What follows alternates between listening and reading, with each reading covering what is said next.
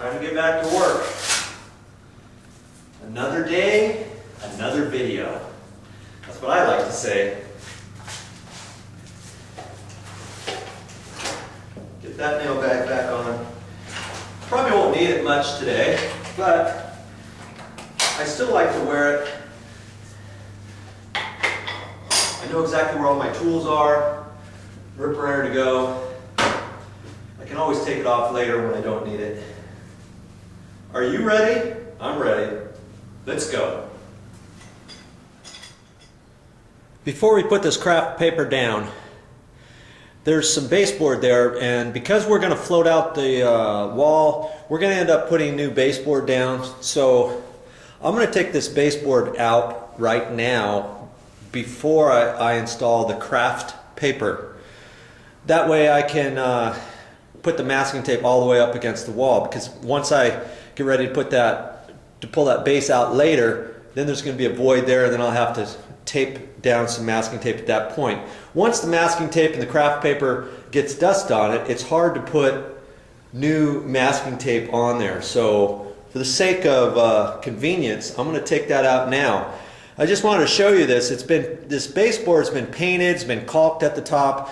So before I take it out, I'm going to go ahead and score it with a sheetrock knife, because the new baseboard is going to be higher than that anyways. So if you ever run across this in one of your projects, you want to look at that real careful first. You don't want to start just pulling the baseboard off and then pull it and look back and say, uh-oh, and have the sheetrock paper rip way up high. Now you've got to patch the sheetrock wall when all you wanted to do was install some new baseboard. So that's what I wanted to share with you at this point. This is all I'm going to use to take that baseboard off. Hammer, an old putty knife, and that's a cat's paw. That's what I call that. It's a nail puller, pry bar, and I use that to take my baseboard off with. You got to be careful with it though.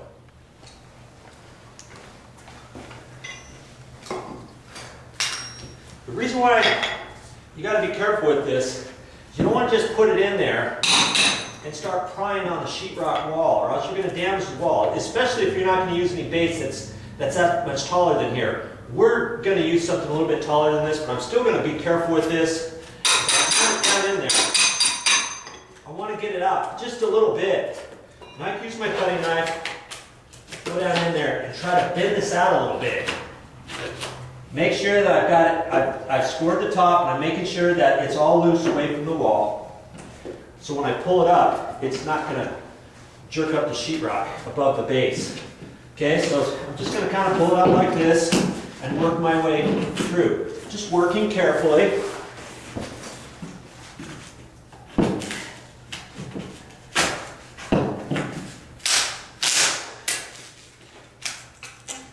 Okay, use your putty knife a little bit.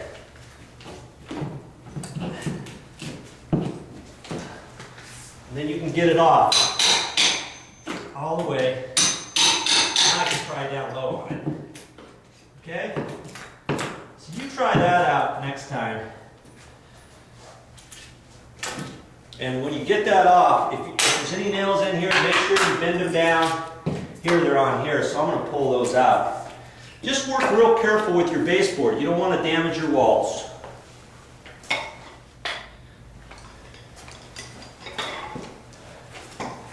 Got a nail here on the base, and it's kind of low, and I'm probably going to bend it over. So sometimes you can do that, sometimes you can grab it with the claw, but these are finished nails, so it's not going to come out that way. I'm just going to use a pair of electrical cutters. You can either cut it or you can grab onto it, just work it, pull it, pull it, pull it, and it comes right out. So a few different ways to do that. I'm just showing you just in case you need a little direction. I've got that base out. I'm going to end up vacuuming this up before I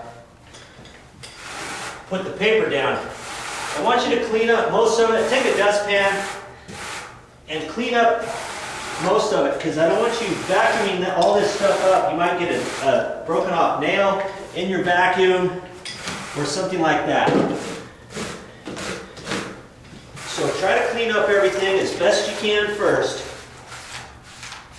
before you use your vacuum. Then you can vacuum up just the very small bits. But get all the big stuff off of there, okay? Don't break your vacuum. It's the last thing I want you to do.